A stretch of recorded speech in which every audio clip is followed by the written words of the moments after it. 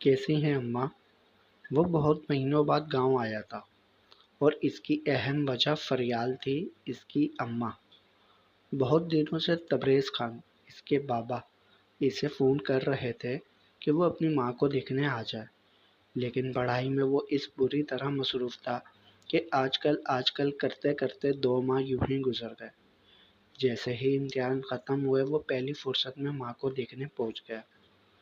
ڈاکٹری کی تعلیم تھی ہی اتنی مشکل کہ اسے مکمل وقت دیے بنا اس کا گزارا بھی نہیں تھا۔ آ گیا میرا زرق، مل گئی تجھے فرصت، فریال نے بامشکل آنکھیں کھول کر خفیف سی آواز میں کہا۔ گردوں کی تکلیف نے گویا ان کی ساری جسمانی قوت ختم کر ڈالی تھی۔ وہ چہرہ جو بے حد شاداب اور کھلا کھلا رہتا تھا اب تکلیف کے باعث مرجھا چکا تھا۔ بس اماں، آپ کو تو پتہ ہے میری پڑھائی کتنی مشکل ہے، لیکن اب میں آ گیا ہوں نا، تو بس آپ کی ایک نہیں چلنے دینی۔ آپ کو شہر لے جا کر پورا علاج کروانا ہے۔ وہ فکر مندی سے ان کے ماتھے سے بال پیچھے کر کے ماتھے پر بوسہ لیتے ہوئے فکر مند لہجے میں بولا۔ نہیں بیٹا، اللہ نے جتنی زندگی کے دن رکھے ہیں وہ میں اب اس اپنے گھر سے دور ہسپتالوں میں رول کر نہیں گزارنا چاہتی۔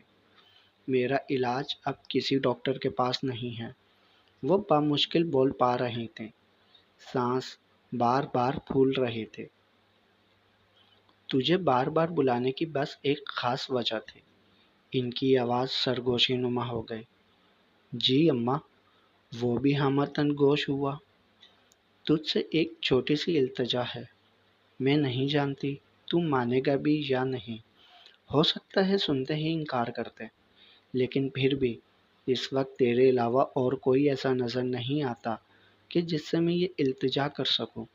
تیرے باقی بھائی تو بس انسان کے نام پر دھبا ہیں، اس معاشرے کے عام مرد، مگر زرق تو بیٹا، تو سب سے مختلف ہے۔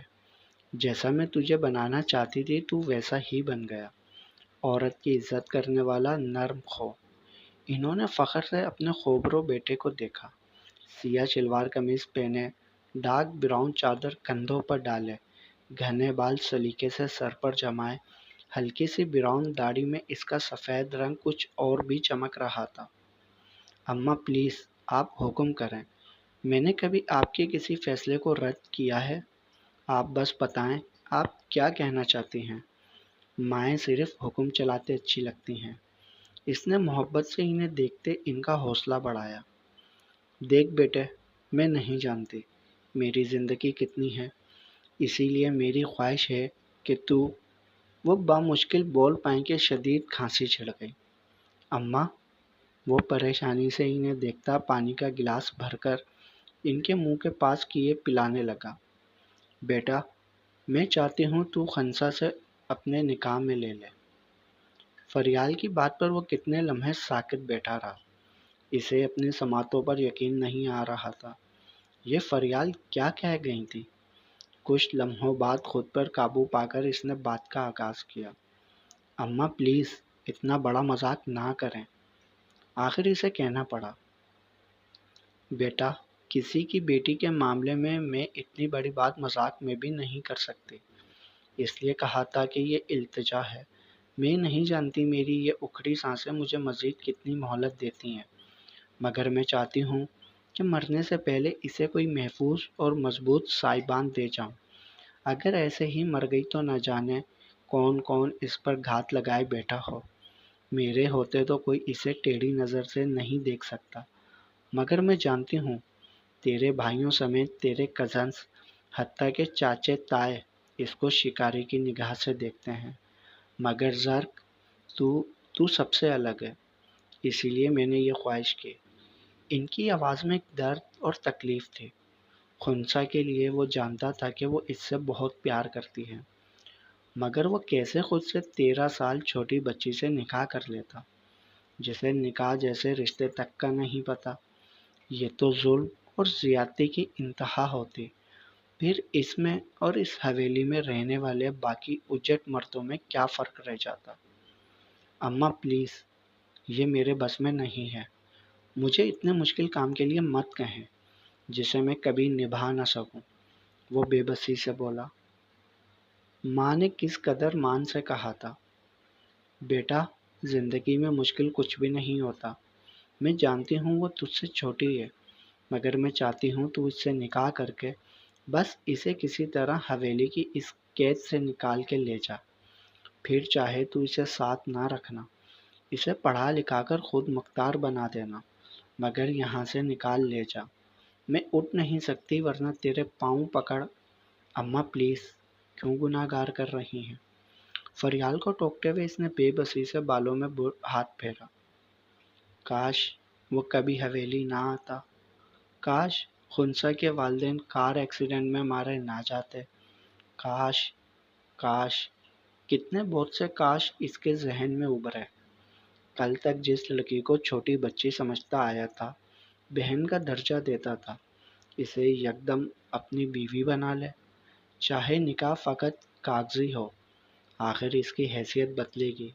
زرق کو لگا ان کچھ لمحوں میں اس کی دماغ کی رگیں پھٹ جائیں گی۔ زرق کی طویل ہوتی خاموشی کے سبب فریال نے اسے آواز دے ڈالی۔ جی اماں، وہ بامشکل بولا۔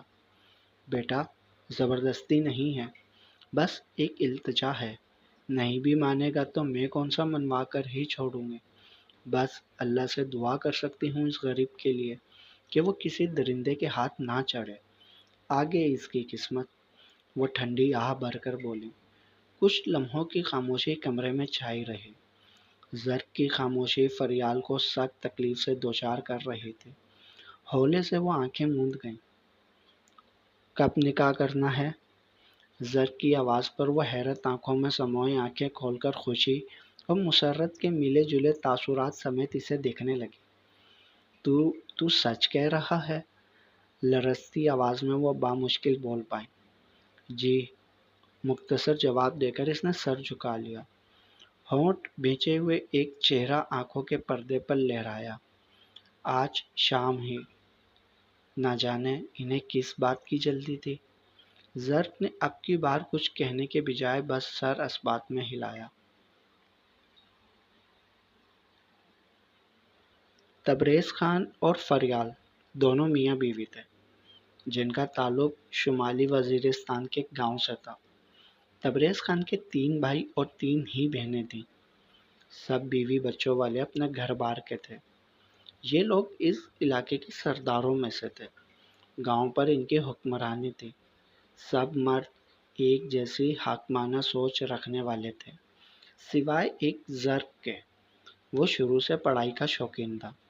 تبریز اور فریال کے 3 بیٹے اور 2 بیٹیاں تھیں۔ بیٹوں میں سوائے زرق کے ضخیم اور نوفل دونوں باپ کے نقش قدم پر تھے، جبکہ بہنیں مرجان اور زمرد وہاں کی عام لڑکیوں کی طرح محکوم کسی زندگی گزار رہی تھی۔ فریال کی چھوٹی بہن زرتاشا بھی زرتاش شاہ کے کزن کے ساتھ بیاہی گئی تھی۔ فریال اور زرتاشا بس 2 ہی بہنیں تھیں۔ زرتاشا کی شادی کے کچھ ہی عرصے بعد خنسا کی پیدائش ہو گئی تھی۔ ابھی خنسا 4 سال کی بھی نہیں ہوئی تھی کہ ایک دن شہر سے گاؤں آتے ہوئے زرتاشا کی گاڑی کا ایکسیڈنٹ ہوا۔ زرتاشا اور اس کے شوہر تو موقع پر ہی ختم ہو گئے، جبکہ ننھی زرتاشا کو چند ایک چوٹیں آئی تھیں۔ اللہ نے اس کی زندگی لکھی تھی، لہٰذا وہ بچ گئی، اور تب ہی فریال اسے اپنے گھر لے آئی تھی۔ اپنی بیٹیوں کے ساتھ ساتھ اس کی بھی ویسے ہی پرورش کر رہی تھیں۔ انہیں کبھی کبھی تو خنسا اپنی بیٹیوں سے بھی زیادہ پیاری ہو جاتی۔ وہ تھی ہی ایسی گڑیا سی، سرخ و سفید رنگت، اس پر گرے گرین آنکھیں۔ وہ ان بچوں میں سے تھی جن پر خود بخود پیار آ جاتا ہے۔ اس کی یہی خوبصورتی فریال کو دن رات دھڑکا لگائے رکھتی۔ زرق چھوٹی سی عمر میں ہی پڑھائی کے شوق میں گھر سے دور ہاسٹلز میں رہا تھا، لہٰذا وہ خنسا کے ساتھ بس ایک بہن اور کزن کی حیثیت سے ہی سلوک کرتا تھا، مگر اس کے بڑے بھائی خنسا پر بری نگاہ رکھتے تھے۔ حالانکہ دونوں نے 2 شادیاں کر رکھی تھیں، اس کے باوجود وہ خنسا پر نظر رکھے ہوئے تھے۔ اس کے علاوہ بھی خاندان کے بہت سے مردوں کی نظر اس معصوم پر تھی۔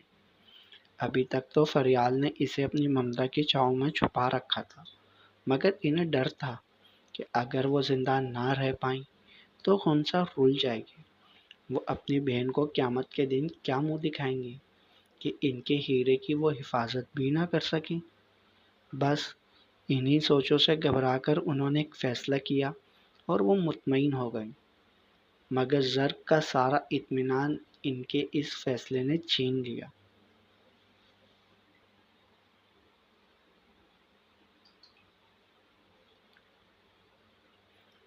اور وہ جو ہمیشہ اپنی حویلی کی غلط روایتوں پر آواز اٹھاتا تھا، ان کی نفی کرتا تھا، آج خود اس کا ایک حصہ بن چکا تھا۔ جب جب اس کے بھائیوں نے عورتوں کی عزت پامال کی، اس نے ہمیشہ آواز اٹھائی، اور آج وہ ایک بچی کی زندگی تباہ کر رہا تھا۔ کل کو ایک مشہور سرجن بننے والا شخص دنیا کو کیا بتائے گا کہ اس کے ماضی میں کسی کی معصومیت اور بچپنا گندی روایتوں کی بھینٹ چڑھ گیا، جس میں سب سے زیادہ حصہ اس کا اپنا تھا۔ اس کا دل کیا وہ ابھی اسی وقت یہاں سے بھاگ جائے، لیکن کبھی کبھی رشتے پاؤں کی زنجیر بن کر آپ کو اس بری طرح جکڑ لیتے ہیں کہ آپ جتنی مرضی ہاتھ پاؤں ماریں، ان کے شکنجے سے نہیں نکل پاتے۔ زرق کے ساتھ بھی اس لمحے یہی ہو رہا تھا۔ فریال نے سب کو یہی کہہ کر نکاح کروایا تھا کہ زرق خنسا سے شادی کا خواہش مند ہے۔ عورت کی خواہش کو اس حویلی میں کوئی اہمیت نہیں دی جاتی تھی۔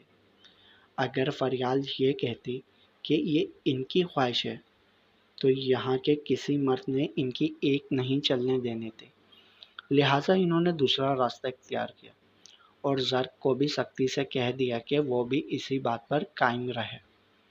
جب تبریز نے زرق سے اس کے فیصلے کی تصدیق چاہی، تب اس نے سر اس بات میں ہلا دیا۔ اس حویلی میں یہ سب مردانگی کے زمرے میں آتا تھا۔ ارے میرا شیر بھی بڑا ہو گیا ہے، دیکھا ہمارا خون ہے، آخر کچھ تو اثر دکھانا تھا نا، میری جان جو مانگے گا ملے گا، یہ چھوری تو کچھ بھی نہیں۔ زرق نے کرب سے آنکھیں بند کر لی۔ انسانیت کے نام پر دبا تھے یہ الفاظ جو اس وقت اس کے باپ کے منہ سے نکلے تھے۔ ایک انسان کو بے جان شے سمجھ کر بڑے فخر سے کہا جا رہا تھا کہ یہ تو کچھ بھی نہیں۔ کاش وہ کہہ سکتا، مگر اس کی ماں کی التجاؤں نے اس کے لب سیے ہوئے تھے، لہٰذا وہ خاموش ہی رہا۔ شام میں ان کی حویلی میں ایک مجمع لگا ہوا تھا۔ سب کزن اکٹھے تھے، بہت سے حیران تھے کہ زرق نے نہ صرف اتنا بڑا فیصلہ کر لیا بلکہ ایک ہی دن کے شارٹ نوٹس پر شادی کرنے کا بھی حکم دے ڈالا۔ اور وہ سب جو خنسا پر گھات لگائے بیٹھے تھے، وہ یہ سب منظر دیکھ کر جل رہے تھے۔ زرق کو اس وقت نہ کسی کی حیران نظریں نظر آ رہی تھیں اور نہ ہی حاسد آنکھیں۔ اسے اس وقت اپنے وہ سب الفاظ یاد آ رہے تھے جو مختلف اسپیچز کے دوران اسکول اور کالج کے زمانوں میں اس نے چھوٹی عمر کی شادی کے خلاف بولے تھے۔ وہ سب الفاظ نکاح نامے کی جگہ اس کی آنکھوں کے آگے گردش کر رہے تھے۔ زرق تبریز خان، آپ کو خنسا زریاب بنت زریاب شاہ اپنے نکاح میں قبول ہیں؟ مولوی کے منہ سے نکلنے والے یہ چند الفاظ زرق کو کسی تازیانے کی طرح اپنی روح پر پڑتے ہوئے محسوس ہوئے۔ بہت مشکل سے تھوک نکل کر اس نے آنکھیں بند کی، مٹھیاں بھینچے آنکھیں کھولتے بڑی مشکل سے اس نے قبول ہے کہ الفاظ بولے۔ اسی طرح جبڑے بھینچے اس نے نکاح نامے پر سائن کیے۔ ایک آگ اس کے اندر لگی ہوئی تھی، ہر کوئی اسے مبارکباد دے رہا تھا، جبکہ اس کا دل کیا کہ وہ یہاں سے کہیں بھاگ جائے۔ دوسری جانب خنسا کو معلوم ہی نہیں تھا کہ اس غریب کے ساتھ چند لمحوں میں قسمت نے کیا کھیل کھیل دیا تھا۔ بس وہ یہ جانتی تھی کہ خالہ آج بہت خوش تھی، اسے کتنی دیر ساتھ لپٹائے وہ چومتی رہیں۔ خالہ ایسے کیوں کر رہی ہیں؟ بالآخر خنسا نے گھبرا کر پوچھ ہی ڈالا۔ خنسا تو اب زرق کے پاس رہے گی۔ انہیں سمجھ نہیں آ رہی تھی وہ کس انداز میں بتائیں کہ اس کا اور زرق کا رشتہ اب کیا بن چکا ہے۔ زرق لالا کے ساتھ شہر میں؟ وہ خوشی سے چہکتے ہوئے بولے، ہش، وہ اب تیرا لالا نہیں ہے۔ انہوں نے جلدی سے اسے خاموش کروایا۔ زرق جو سب سے فارغ ہو کر ماں کے پاس آ رہا تھا، دروازہ کھولتے اس کے کانوں میں ماں کا آخری جملہ پڑ گیا۔ کیا کر رہی ہیں ماں؟ کیوں اس کے چھوٹے سے دماغ کو خراب کر رہی ہیں؟ اندر آتے ہی وہ ناگواری سے ماں کو دیکھتے ہوئے بولا۔ خنسا کو دیکھنے کی ہمت نہیں تھی۔ آپ جاؤ یہاں سے۔ نظریں جھکائے وہ خنسا سے مخاطب ہوا۔ خنسا ویسے بھی زرق کے لیے دیے انداز سے ہمیشہ ہی گھبراتی تھی۔ وہ شروع سے اس کے ساتھ بے تکلف نہیں تھا، بس کبھی کبھار آتے جاتے اس کا حال پوچھ لیتا، مگر اسے زرق اپنی ذہانت اور ڈاکٹر بننے کی وجہ سے بے حد پسند تھا۔ وہ یہاں کے سب لڑکوں سے مختلف، نرم اور دھیمے مزاج کا تھا۔ اس کا دل کرتا کہ کاش وہ بھی زرق کی طرح پڑھائی کر سکتے۔ خنسا بہت ذہین تھی، قریب کے اسکول سے بامشکل تھوڑا بہت پڑھ پائی تھی، کیونکہ وہ لوگ عورت کی تعلیم کے سخت خلاف تھے۔ یہ بھی زرق کی مہربانی تھی کہ اس نے زبردستی کر کے اپنی بہنوں کو تھوڑی بہت تعلیم دلوا دی تھی۔ حویلی میں جو کتابیں زرق کے کمرے میں موجود تھیں، خنسا ان سب کو پڑھتی تھی۔ گو کہ بہت سے تو انگلش ناولز تھے جن کو وہ پوری طرح سمجھ تو نہ پاتی، مگر پھر بھی وہ ہر مرتبہ انہیں پڑھنے کی کوشش ضرور کرتی تھی۔ پھر انہیں یوں کاپی کر کے سب سے چھپ کر انگلش لکھتی بھی تھی۔ زرق ان سب باتوں سے بے خبر تھا، کیونکہ یہ سب خنسا اس کی غیر موجودگی میں کرتی تھی۔ ارے خنسی، تجھے پتا ہے تو لالا کی دلہن بن گئی ہے۔ زرق کی بہن مرجان، جو خنسا سے 6 سال بڑی تھی اور شادی جیسی چیز کو اس سے بہتر سمجھتی تھی، پرجوش انداز میں ماں جی کے کمرے سے نکلتی ہوئی خنسا کو ہاتھ سے پکڑ کر ایک جانب لے جاتے ہوئے بولی، ارے پاگل، میں کیسے ان کی دلہن ہو سکتی ہوں؟ وہ تو میرے لالا ہیں۔ خنسا کے معصوم ذہن کو یہ بات ناگوار گزری۔ وہ تو خود کو زرق کی بہن ہی تصور کرتی تھی، اور پھر وہ تھی بھی تو اتنی چھوٹی۔ اف، تجھے نہیں پتا، ابھی جو مولوی صاحب آئے تھے وہ تجھے ان کی دلہن بنا گئے ہیں۔ وہ سر پر ہاتھ مار کر خنسا کی سوچ پر ماتم کرتے ہوئے بولی۔ اسی اثنا میں اسے کسی نے آواز دے ڈالی۔ مرجان تیزی سے سیڑھیوں کی جانب بڑھی، جبکہ خنسا وہیں گم سم کھڑی رہی۔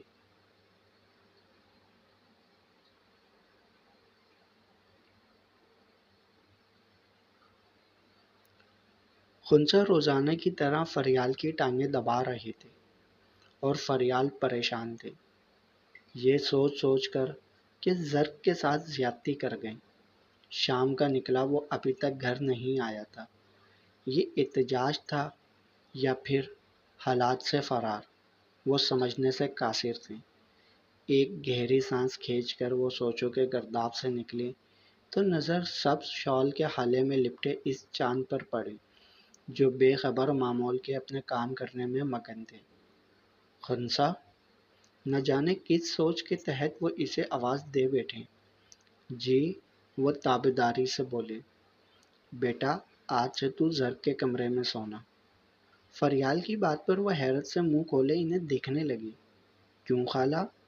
اس کی جان سوکھے پتے کی طرح لرزنے لگی تھی۔ وہ تو اس کے سائے سے بھی دور بھاگتی تھی، کجا کہ اس کے کمرے میں۔ بس میں کہہ رہی ہوں نا، فضول کے سوال نہ کیا کر، وہ ڈپٹ کر بولی۔ آپ سب کو کیا ہو گیا ہے؟ عجیب عجیب باتیں کر رہے ہیں۔ میں ان کے کمرے میں کیوں سوؤں؟ کیا میرا بیڈ اب وہاں لگوا دیا ہے؟ وہ حیرت سے نکل نہیں پا رہی تھی۔ اپنے معصوم اور کچے ذہن کے مطابق وہ بس یہی سوچ سکی۔ ہاں، لگوا دیا ہے، بس اب یہ سب بن کر اور اس کے کمرے میں جا۔ انہوں نے جلدی سے اسے وہاں سے بھگایا۔ مگر خالہ، زرق لالا تو مجھے کچا چبا جائیں گے، انہیں تو میں اچھی ہی نہیں لگتی، تو میں ان کے کمرے میں کیسے چلی جاؤں؟ اچھی بھلی مرجان لالی کے کمرے میں سوتی تھی، پتہ نہیں آپ کو کیا سوجی، وہ روحانسی لہجے میں بڑبڑائی۔ فریال آنکھیں موندے پڑی تھیں۔ انہوں نے اس کی کسی بات کا جواب نہیں دیا۔ جانتی تھی کہ کچھ بھی کہا تو وہ سوال پر سوال اٹھاتی جائے گی، اور ان کے پاس فی الحال اس کے کسی کیوں اور کس لیے کا کوئی جواب نہیں تھا۔ اتنا یقین ضرور تھا کہ زر اب طریقے سے اسے ہینڈل کر لے گا۔ جاری ہے بقیہ اگلے پارٹ میں۔ تمام پارٹس پڑھنے کے لیے چینل کو سبسکرائب کریں، ویڈیو کو لائک ضرور کیا کریں، اور کمنٹس میں اپنی رائے بھی بتائیں۔